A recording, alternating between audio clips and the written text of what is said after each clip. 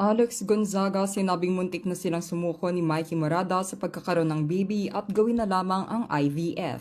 Alam mo kami ng asawa ko, gumive up na kami na parang ayaw na naming to take lead. New doctor, si Doc Eileen Manalo, sabi niya sa amin, mag-IVF na lang kayo because of your history. And then, alam nyo, meron sa heart ko na nagsasabi na parang ayoko mag-IVF. Pero sinusunod ko lang si Doc kung ano man ang sinasabi niya. Tapos biglang tinamo, parang may nagsasabi sa akin na wag muna, wag ka mag-IVF. Pero sabi ko, sinasabi ng doctor, yun na lang eh. Pero alam mo, ang last say talaga yung si Lord. Tapos tinamo, nagbuntis ako. Siyempre with the help of my doctor, with the help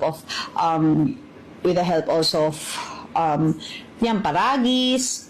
Tsaka syempre, pinaka talaga, kasi life to eh. Wala naman makakapag-produce ng life sa katawan mo kung hindi. Sino bang nagbibigay ng life? Si Lord, ay natanggal ko. Si Lord lang. Kaya magdasal lang kayo talaga.